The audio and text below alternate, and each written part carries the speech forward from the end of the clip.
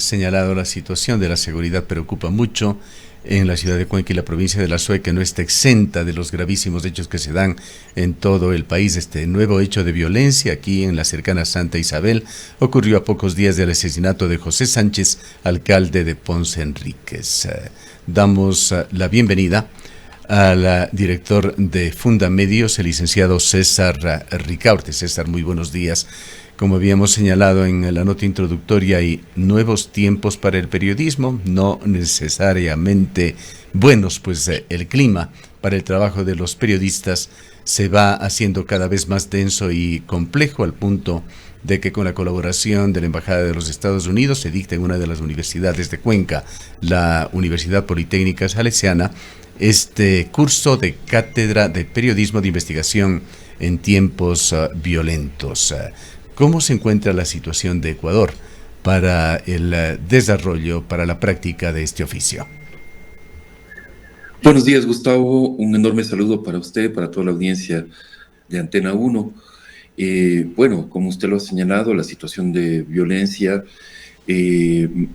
más allá de las medidas adoptadas con el estado de excepción, en la declaratoria de conflicto interno, que tuvo un impacto inicial, digamos, con una mejora de la percepción de seguridad, pero los hechos violentos, como usted lo menciona, continúan en el país. Los asesinatos, estilo sicariato, en muchas zonas del país son frecuentes, siguen ocurriendo y siguen poniendo en zozobra a los ciudadanos. En ese contexto, el periodismo sigue siendo atacado. Sí, los periodistas siguen siendo amenazados. La semana pasada se anunció desde la Mesa de Coordinación de Sociedad Civil, de la que somos parte como Fundamedios, que teníamos que reubicar otro periodista debido a las amenazas que había recibido en su ciudad, en su zona de origen. Producto simplemente lo que nos sorprende, además de estos últimos casos, este año recordemos que nos ha tocado atender ya tres casos de reubicación de periodistas, y lo que nos sorprende en cada nuevo caso es el nivel de violencia, de las amenazas en sí mismo, el nivel de control que están ejerciendo los grupos criminales en cada territorio. Y básicamente los grupos criminales intentan que no salga ningún tipo de información sin su control, ¿no es cierto? Sea del tipo que sea, ya no solamente información relacionada directamente a sus actividades, sino a actividades o a hechos, ¿no es cierto?, que no necesariamente tienen que ver en un inicio con esas actividades criminales, pero que posiblemente hay un nexo que no conocemos, y como digo, hay esa voluntad de control de la información de los grupos criminales. Y esto, como digo, sucede en varias zonas del país. El periodismo sigue estando en altísimo riesgo. El gobierno nacional, pese a la promesa que realizó ante la delegación de la Sociedad Interamericana de Prensa, no ha entregado los recursos para el funcionamiento del mecanismo para la protección de periodistas. El mecanismo sigue sin financiamiento, sin recursos, y por lo tanto sin poder atender los casos de periodistas que afrontan graves amenazas contra su vida.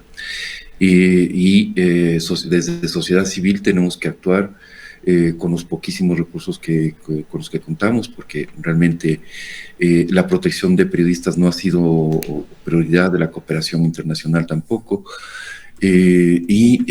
entonces están llegando recursos muy a cuentagotas. Esta iniciativa que usted comenta de la periodista de investigación Mónica Almeida, de Paul Mena y María José Calderón, nos parece excelente, me parece que es muy oportuna, y obviamente va a ser muy útil para quienes están tomando este curso, ¿no?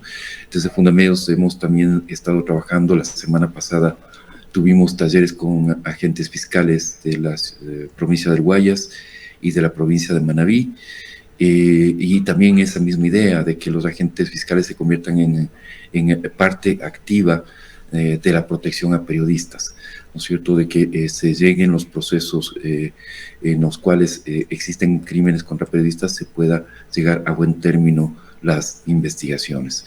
Entonces, se viene trabajando desde diversos ángulos, ¿no es cierto?, pero evidentemente la situación del país es muy complicada, la situación de seguridad sigue siendo crítica, diría yo, y que definitivamente falta muchísimo por hacer.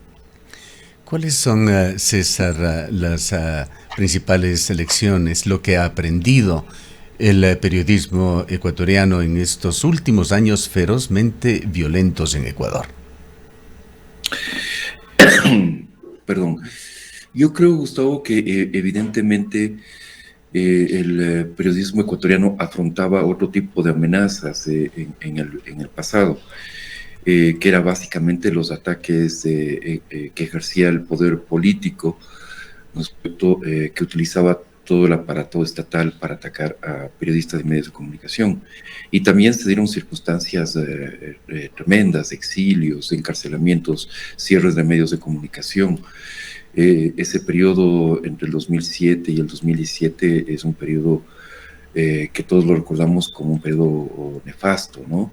Además se montaron cuerpos legales absolutamente restrictivos, se aumentaron las penas contra el ejercicio del periodismo, etcétera, etcétera. Es decir, se creó toda una estructura para perseguir al periodismo independiente, aquel periodismo que no estaba alineado con las necesidades del poder. Y esa eran un poco las amenazas que se afrontaban. Sin embargo, a partir del año, yo diría del año 2018, cuando se produce el secuestro y asesinato de los periodistas de Diario El Comercio, ahí ya tenemos una clara alerta de una situación que estaba cambiando aceleradamente, ¿no es cierto? Y ya nítidamente, con las cifras en la mano, podemos ver que a partir del año 2021 el crimen organizado se convierte en una de las principales amenazas contra el ejercicio periodístico. Y ojo, el Estado, muchos funcionarios públicos, muchos gobiernos locales se han convertido también en persecutores, en agresores de periodistas, protagonizan estos ataques contra la prensa. Pero el actor, digamos, principal, yo diría que hoy es el crimen organizado. ¿Y cuál es la diferencia, la gran diferencia que vemos en la violencia que ejerce el crimen organizado, la gran lección que como usted preguntaba, debemos sacar? Que el crimen organizado actúa bajo unas lógicas impredecibles, ¿no es cierto? En el Estado, en los ataques del Estado, uno puede ir siguiendo ciertos patrones, ciertos comportamientos, puede adivinar ciertos objetivos, ¿no es cierto?, que se quieren alcanzar con el ataque a la prensa. Con el crimen organizado puede ser absolutamente impredecible y eso lo vuelve muchísimo más peligroso, ¿no es cierto? Como le decía hace un momento, por ejemplo, vemos que información que en principio no tendría nada que ver con crimen organizado provoca la furia y las amenazas contra periodistas de parte de jefes, de capos locales, de grupos de crimen organizado. Y enseguida eso se traduce en amenazas muy graves contra la vida y la integridad de periodistas, porque no es que van con una advertencia, digamos, amigable, sino que directamente le dicen al periodista: te vamos a asesinar, ¿no? O te callas o te vamos a asesinar. Y entonces esta violencia y estas amenazas que, como digo, tienen, estos grupos delincuenciales tienen un comportamiento impredecible, los torna muchísimo más peligrosos y vuelve la situación de los periodistas en muchas zonas del país muchísimo Ahora, más incierto. César, justamente Claro, respecto de este tema, muy buenos días, gracias por estar ¿cómo están? con nosotros. Es importante, primero, que los periodistas y las periodistas estemos formados y capacitados en mecanismos de autoprotección también respecto de estos temas, pero también hay una responsabilidad en este caso de los medios de comunicación, por un lado, la necesidad de que haya protocolos también que permitan prevenir y atender situaciones de esta naturaleza, pero también hay una responsabilidad de el Estado ecuatoriano respecto de estos temas, y quizás ahí las deudas todavía son grandes. Así es, Rosana, buenos días. Claro que sí, hay responsabilidades de muchos sectores de esta, la ecuación de la seguridad, de la protección a periodistas, tiene varios componentes, ¿no? Y usted lo ha descrito bien, están los, eh, los medios de comunicación, están los mismos periodistas que deben adoptar medidas de autoprotección, ¿no es cierto? Está el Estado, que tiene la responsabilidad principal de la seguridad de los ciudadanos y tiene el deber de protección de los periodistas. Está la sociedad civil, la academia, o sea, hay muchos actores que estamos involucrados y a todos nos toca hacer nuestra parte. Pero, claro, falla evidentemente una de las partes principales de esta ecuación, que es justamente las acciones que debe ejecutar desde el Estado. Además, contando ya con el mecanismo de protección que se creó con las reformas a la Ley de Comunicación de noviembre del 2022, ¿no es cierto?, que fue normado, que se emitió el reglamento que viabiliza la operación del mecanismo en agosto del año pasado, pero que sin embargo no cuenta con los recursos necesarios para su funcionamiento. Y esto pese a las promesas tanto del gobierno de Guillermo Lasso de que iban a dejar ese tema solucionado, como decía hace un momento, la promesa que hizo el propio presidente Daniel Noboa a la delegación de la Sociedad Interamericana de Prensa que estuvo en semanas pasadas en el Ecuador. Ahí se comprometieron a entregar los recursos necesarios para el funcionamiento del mecanismo, pero eso no sucede.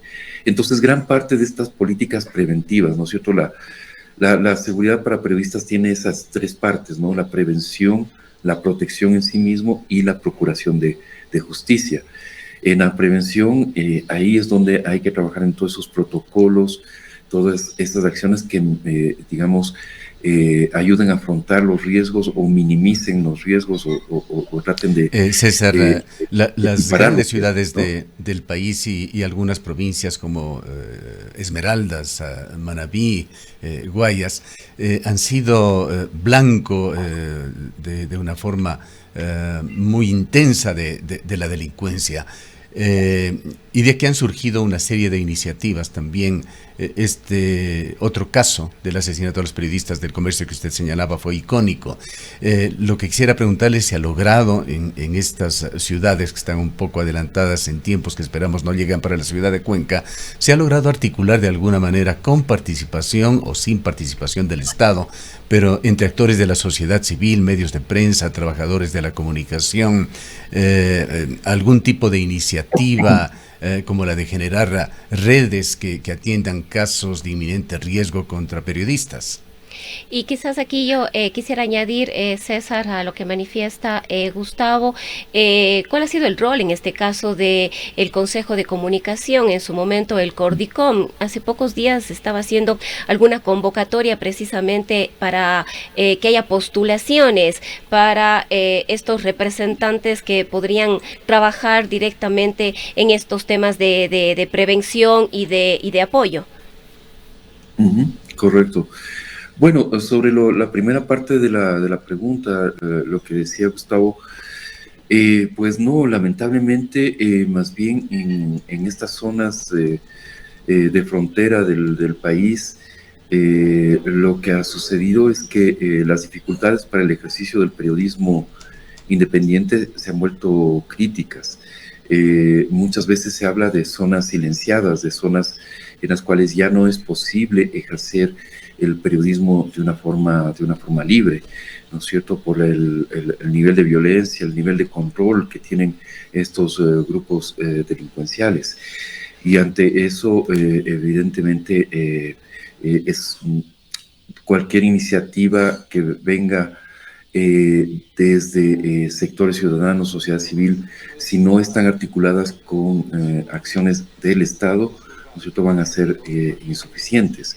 Vemos también que al mismo tiempo que esto sucede, evidentemente hay una profunda crisis en el entorno de los medios de comunicación del país. En lo que antaño eran grandes empresas periodísticas, pues vemos que tienen serias dificultades para sostenerse. Algunas incluso han dejado de operar meses enteros y recién comienzan a reactivarse, pero incluso ahí con muchos problemas, muchos cuestionamientos, muchas deudas, e incluso con sus ex trabajadores. Entonces, el entorno mediático tampoco es muy favorable como para que se puedan adoptar medidas de protección efectivas a partir de los propios periodistas y de los propios medios de comunicación.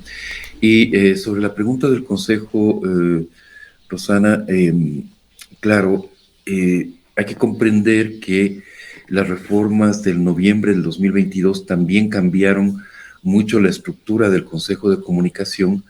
Se introdujo, por ejemplo, la presencia de la sociedad civil en el pleno del Consejo, ¿no es cierto?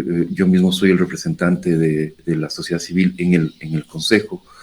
Se le dio nuevas funciones como esta de ser el órgano director del mecanismo de protección, ¿no es cierto? Pero al mismo tiempo no se han entregado los recursos para que el Consejo pueda cumplir ese nuevo papel, que va más enfocado en la protección de periodistas más que en la regulación y el control de los medios de comunicación como era en el pasado. Si bien se mantienen ciertas funciones de regulación del Consejo, ¿no es cierto?, como la emisión de reglamentos, por ejemplo, sobre las franjas horarias de los medios de comunicación, el papel principal del Consejo es ahora la protección. Pero, como digo, la paradoja de todo esto es que es un nuevo papel importantísimo en una situación crítica, ¿no es cierto?, pero no cuenta con los recursos necesarios para cumplir ese papel. Bien. Queremos agradecerle mucho, César, por habernos acompañado. Muchísimas gracias, Gustavo, Rosana. Un enorme saludo para toda la audiencia. Declaraciones del licenciado César Ricaurte, director de Fundamedios. Son las 8:30. En mi futuro, me veo finalizando el máster que siempre quise. Yo me veo abriendo